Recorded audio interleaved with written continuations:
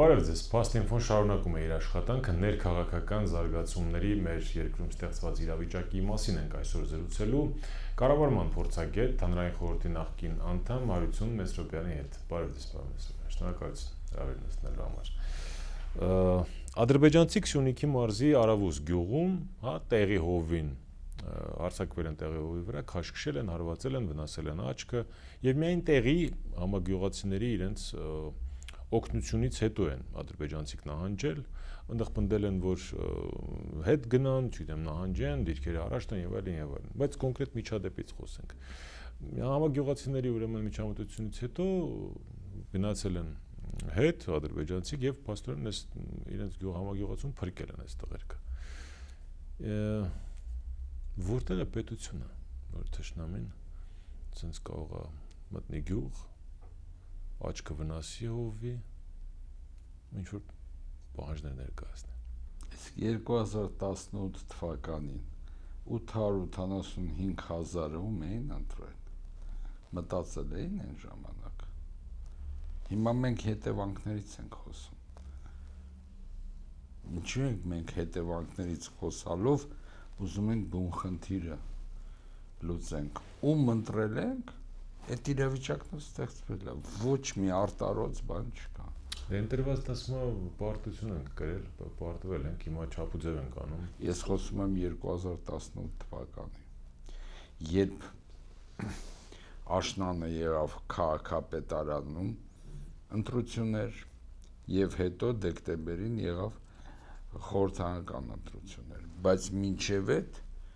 երբ արդեն այս նոր ուժը վերցրել էր իշխանությունը դե ֆակտո բազմաթիվ երևույթներ կային, որ մեր ժողովրդին պետք է մտահոգեին։ Անցնում է կես տարի, ընտրություններ են լինում թե քաղաքի, թե հանրապետության մասշտաբով։ Տպավորությունն է, որ այս կես տարի մենք ուրիշ կողմեր էինք նայում։ Մենք ցնծում էինք, տոնում էինք, պարոն Մեսրոպյան։ Դե հիմա տոնում ենք։ Դե հիմա կարան չէ մարդիկ հեռատը բան չլինեն, քաղաքագետ չլինեն ու չտեսնեն։ Էյֆորիայի մեջ են, հազիվ պրծել էին։ Ուրեմն նախկին սրիկաներից պրծել էին։ Հիմա եթե մենք էյֆորիայի մեջ ենք, ուրեմն սրանից հետո նման դաժան էքսպերիմենտ իդեմս ընտրությունները այլևս չանենք, որտեվ եթե մենք պարբերաբար ընկնում ենք էյֆորիայի մեջ, հերթական կամ արտահերթ ընտրություններին նորից էյֆորիայի մեջ կմտնենք, հետո մեկ ուրիշ հովիվի վրա կհարձակվեն, այսինքն մենք ինչ ենք ընտրում, մի բան, որը չգիտենք, բայց ինչի ենք մենք հիմա հետևանքներ։ Մենք ընտրում էինք մի մարդու, որը եկել էր, քայլել էր, տեսել էր, ու փաստորեն հաղթեց, նախկին իրենց բառերն եմ ասում, թալանչի պետությունը կեղեքած գրփած ռեժիմը։ Նպատակին հասան։ Այո։ Բայց ինչի են դժգոհ։ Դե հիմա պարտվել ենք փաստորեն։ Բայց ինչ պետք է անենք։ Ոնց կարելի է անգիտակցաբար ընտրել ու ստանալ արդյունք։ Անգիտակցաբար ընտրելու ժամանակ լինում են դժբախտություններ, ճիշտ է։ Դա ընտանիքից սկսած վերջացրած պետություն։ Երբ ենք գիտակցաբար ընտրել, որ ուրեմն մեզ պետք չի ընտրություն։ Բնական չի։ Իսկ ձևավոր ենք իշխանություն։ Վայ։ Մարդկությունը 5000 տարի գոյություն չունի։ Էլի Ամերիկայի օրինակն եք վերել։ Չէ, Ամերիկայի օրի, ասում եմ 5000 տարի։ 5000 տարի ոնց էին ձևավորվում իշխանությունները։ Առաջին պետությունները ստեղծվել են, գիտեք, չէ, երբ այդ մեր տարածաշրջանում, ճիշտ է, այդքան չսովորեցինք, հազարավոր տարիներ չսովորեցինք, որ 2021 թվականին ասենք առանց ընտրությունների ոնց ձևավորել։ Տպավորությունն է, որ մենք գիտենք միայն նորագամ պատմություն, այսինքն անգրագետ ենք։ Իսկ անգրագետը ինչի է ուզում լավ ապրի, դες բան չի։ Մենք չենք ասում լավ, հələ լավ ապրելուն շատ կա, մենք ուզում ենք անվտանգ ապրել։ Չէ, նման բան չի լինում։ Բա ոնց։ Լավի մեջ ամենա պարտադիր պայմանն է ներքևի, դա անվտանգության հարցերին, ես համաձայն եմ ձեզ հետ, բայց դա լավի մեջ է մտնում։ Լավի տարբեր, այո, հիմքը եւ տարբեր այլ պահանջները, բայց եթե չկա անվտանգություն, մնացածն էլ չկա, ճիշտ է։ Իսկ մենք ինչ ենք անում, ուրախանում ենք, ծափ ենք տալիս, որ վերջապես մեր բանակի զինվորները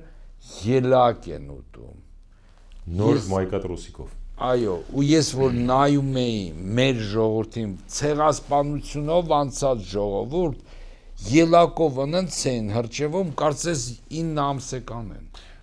Մենք Դե հիմա թող ելակով պաշտպանեն։ կարող ենք այդքան դաժան մի եղեք, այդքան հորետես մի եղեք։ Ես հորետես չեմ, Պետք է հույս տաք։ Ես աշխատում եմ հայլի ռեժիմով։ Շատ լավ եք անում, բայց հիմա սխալվել ենք։ Եվ դիվերանանք, պետքա կորցնենք, պատժվենք։ պատժվենք էլի։ Չգիտեմ, մեր պահվածքից այսօրվա պահված Արցախը պատիժ չի։ Այդ 5000 տղեկ, լուսավոր տղեկը պատիժ չի։ Կենտրոնում կաֆեում նստած թափթփուկների համար պատիժը չէ, իրաց պատիժը կսկսվի, երբ թուրքը կչոքի իր սիրած կաֆեի դուռը։ Այդքան ենք մենք մտածում, ու նման հասարակությունը մենք ուզում ենք լավ ապրի, որ պետք է անպայման իր կաֆեին կամ իր դռանը կպնենք։ Մենք ստանում ենք այն, ինչ մենք կանք։ Ճակատագիրը մեզ դաժան չի վերաբերվում, ճակատագիրը մեզ վերաբերում է adekvat։ Ուզում ենք ճակատագիրը բարելավենք, մենք պետք է բարելավենք։ Դե չէ մենք ուզում ենք նույն շրիշակային մակարդակում մնանք, բայց լավ ապրենք։ Նման բաներ, հեքիաթներ չեն լինում։ Ես անգամ բանում չեմ տեսել հեքիաթներում։ Տեսակետ կա իդեպ իշխանական ճամբարում, որ ասում են նույն Թուրքիայի հետ էլ ինչքան պետք է ճշնամի լինենք։ Հիմա կարող է տնտեսապես պետք է sense տենենց ունենք ապրանքաշերտ անհարություն։ Եկեք դիվանագիտական օրենքի հիմքերի վրա դնենք ու զարգանանք միասին։ Ուրեմն որպեսզի ստեղծվեն հարաբերություններ, առնվազն քանի կողմերի ցանկությունն է պետք։ Դե մի երկու բան, 3 մենք կզիջենք։ Չէ, երկու կողմերը կապ չունի, ընտանիքից սկսած, վերջացրած ամենաբարձր վիճակներից։ Եթե պետքա իրանք հարաբերվեն, քանի առնվազն կողմերի համաձայնություն։ Առնվազն 2 ստե։ Ես պատասխանեցի հարցին։ Դե այդ է։ Մենք ուզում ենք, օրինակ, ես իրոք ընկեր ունեմ, ես չեմ չափ ուզում եմ, մենք այնպես տպավորությունն է, որ Թուրքիայից շատ ենք ուզում, որ Հա, բնական է, որտեղ թուրքերը լուրջ ժողովուրդ են։ Հիմա ես ասեմ, այո, նայեք իր տարածությունը, իր ազդեցության ոլորտը, նայեք մեզ։ Մեր զրույցները միշտ դες հետ միասին առանց սարկազմի, ցինիզմի որոշակի ասենք դրսևորումների չի անցնում, բայց Прошу вас, не до такой степени. Ուրեմն համեմատում են արդյունքներով Հայաստանի քարտեզը նայեք եւ Թուրքիայի։ Իմիջիայլոց թուրքերը մի մեծ ախմախություն սկսեն անել 19 դարում եւ դրա համար Օսմանյան կայսրությունից մնաց 10% այսօրվա Թուրքիան։ Այսինքն թուրքերն էլ ամպոտ վիճակում չեն։ Այնքան էլ խելացի չեն, նես չի որ ախմախ են, Ճիշտ է, բայց բոլոր դեպքերում մենք գիտենք, չէ, որ տարածված է, իրոք տարածված է, որ թուրքերը լավ դիվանագետ են։ Թուրքերի մեծ սխալը կայացավ նրանում, որ ինքը սկսեց քյալլատալ Օսմանյան կայսրությունը, կայսրությունների հետ, աշխարհի կայսրությունների հետ։ Երբ հիմա ես նայում եմ, մենք ոնց ենք ցանկացած կայսրությանը վիրավորում, կպնում, երևի մենք ընդհանրապես ոչ Թուրքիայի պատմությունը գիտենք, առավել ևս մեր պատմությունը չգիտենք։ Դե հիմա նայեք, եթե մի տարածքում ապրում է ինչ-որ բազմություն, որը պատմություն չունի, ընտրում է հույզերով, սպասումներով եւ այլն, ինչի ենք մենք խորաթափանց քննարկում, որ մենք ուզում ենք լավ ապրենք։ Գետնի վրա մենք ուզում ենք ոչնչանանք, ինչի եւ կատարվում։ Չէ, դե ոնց պատմում։ Օրինակ պատկերացրեք մեկը որոշել է 10-րդ հարգից թռնե, ըգնիցած եւ ասի. ես դա անում եմ հանուն իմ բարգավաճ ապագայի։ Դուք իրան չեք ասի, Բալիկ ջան, դու տամարդ տարել է։ Հիմա մենք այդ աշխարհում մենք այդ տպավորությունն ենք թողնում։ Մենք ասում ենք, մենք ուզում ենք լավ ապրենք, բայց ամեն ինչ անում ենք, որ ոչ միայն լավ չապրենք, այլ ոչնչանանք։ Ու մարդուն չես կարող բացատրել այդ կենտրոնի կաֆեում վերընկածին։ ուզում եք ցանկացած կենտրոնի կաֆեում վրնգածին բերեք ստեղ, իր ռեակցիան կտեսնեք, հետո կասեք ես եմ սարկազմով խոսում,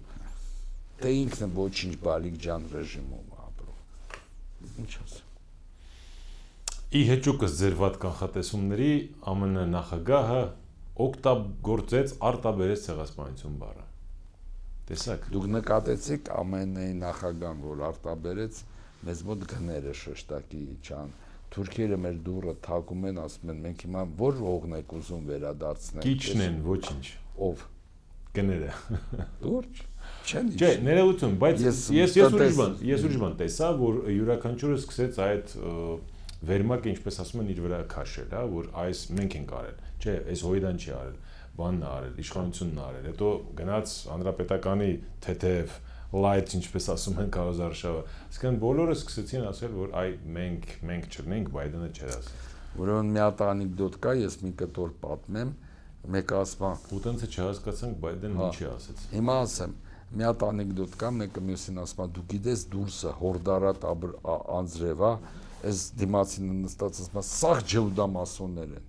Ասում ավայ կներես հորդարատ անձրև չկա արևա, ասում սաղ ջհուդամասոններ են։ Հիմա մենք այս վիճակում ենք։ Վատա մենք չի, լավա մենք ենք, վատա մենք չի, լավա մենք ենք։ Այսինքն ես փորձագետ եմ, ես նայում եմ փաստերին եւ նայում եմ արդյունքներին։ Բայդենը որ ասեց, պետքա նախապատմություն է իմանալ։ Ամերիկայում, եթե չեմ հիշում, մի քանի հազար նահանգ չի։ 49 նահանգներ արդեն ընդունել են հայոց ցեղասպանությունը։ Ճիշտ է։ Հիմա մարդը եղերն բարի փոխերեն, անգլերեն ասում են եղերն, չէ։ Հիմա ասեց genocide։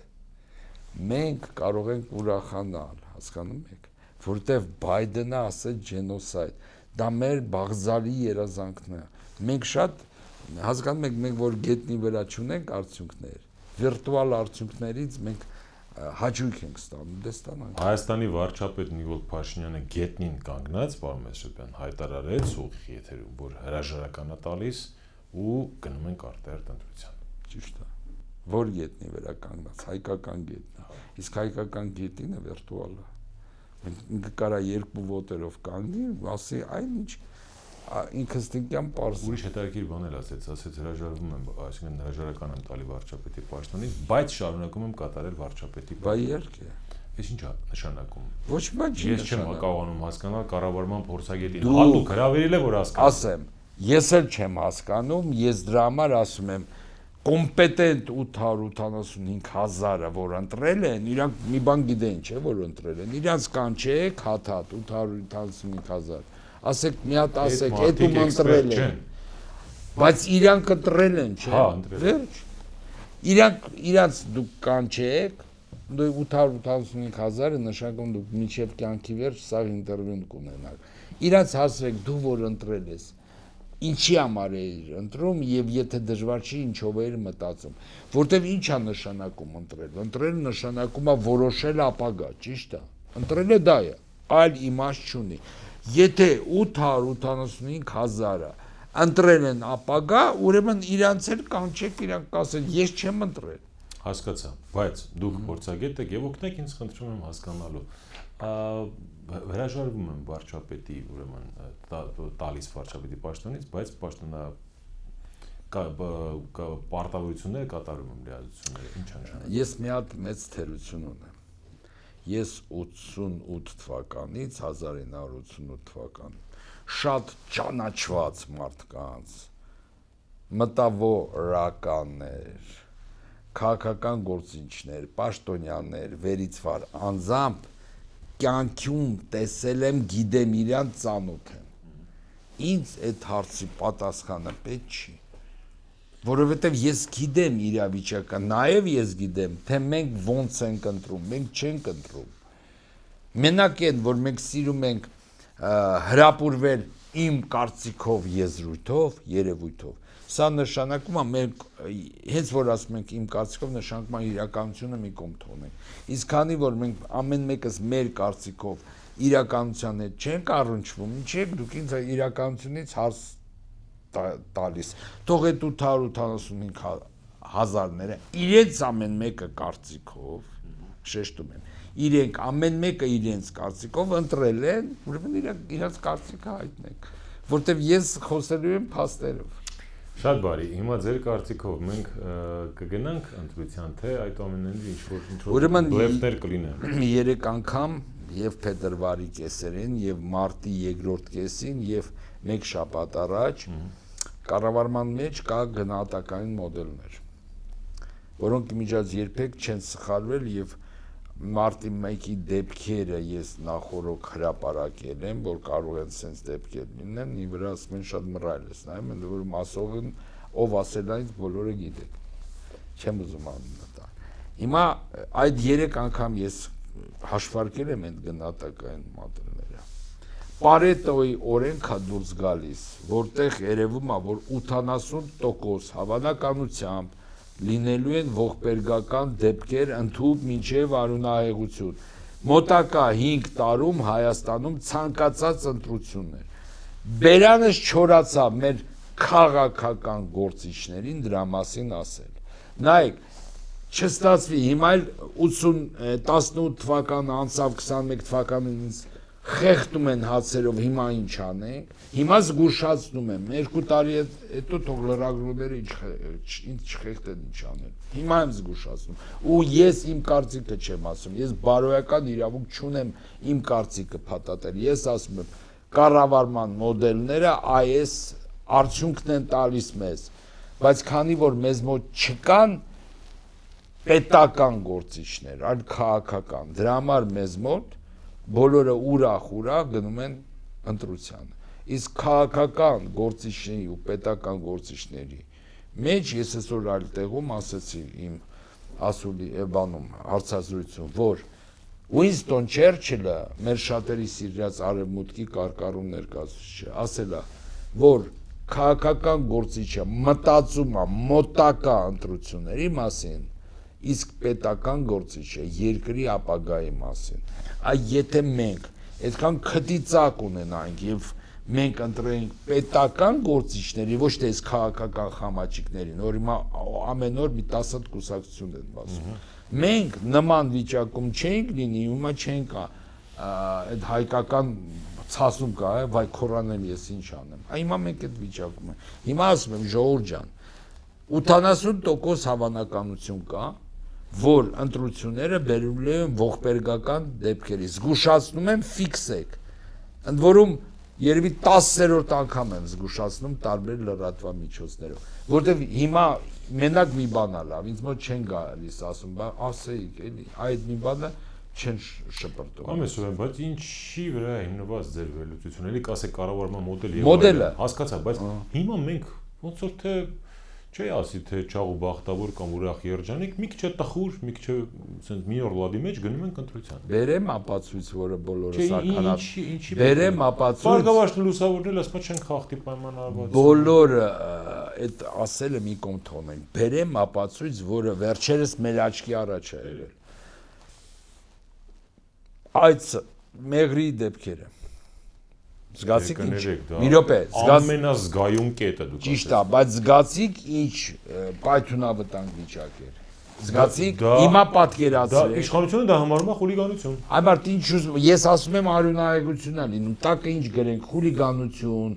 այլ բան, ինչ չի դա։ Մի քանի խմբ տենց ուղղորդել էին։ Հիմա պատկերացրեք մի հատ մեղրի։ Հիմա բազմապատկեք Հայաստանի տարած ազգի ժողովրդի կամ բնակչության մի մասը, որտեղ az ժողովուրդ մեկ չունենք, բնակչության մի մասը շոկի մեջ, բնակչության զգալի մասը տամարը տարած, շիկացած վիճակ, ցասում, վիշտ եւ այլն։ Այս ֆոնում, ոչ adekvat ֆոնում, մենք ուզում ենք ընտրություն անել անդեկվատ ընտրություն, երբ 18 թվականի ոչ մի ողբերգական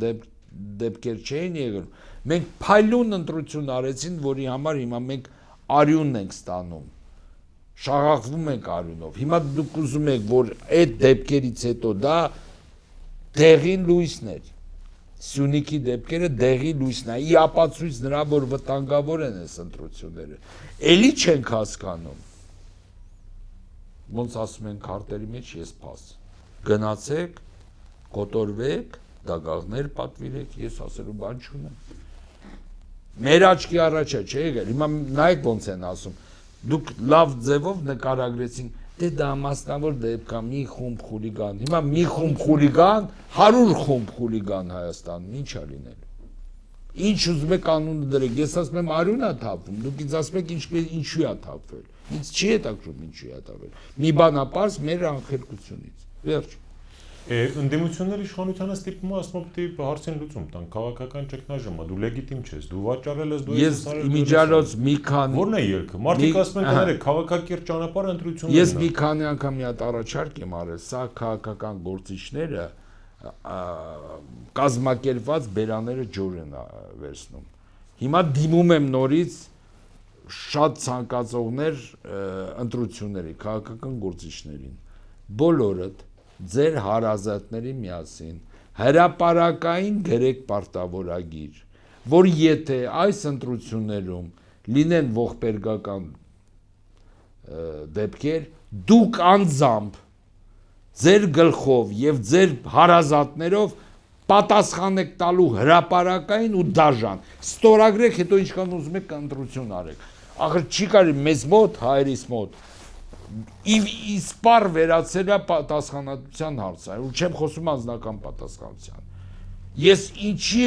զգուշացնում եմ, ասում եմ, որտեվ ասում եմ, գիտությունը ցույց է տալիս, որ երրորդ անգամ ճիշտ, դա իմ կարծիքը չի։ Ողբերգական դեպքերը 80% հավանականություն ունեն։ Դե նրանք, ով դոշ են ծեծում, որ լինեն ընտրություն, թող այդ պարտավորագիրը գիրեն, սա Գերդաստանը հավաքեն եւ պատասխան տան։ Դա հասկացա, բայց չեն անում։ Չեն անում, Գիտեք ինչի չեն անում։ Որտեվ իրաց ուշք ու միտքը մոտակա ընտրություններ են, որ գան մոտենան թուլափայերին, այդ իշխանական թուլափայերին, վերջ,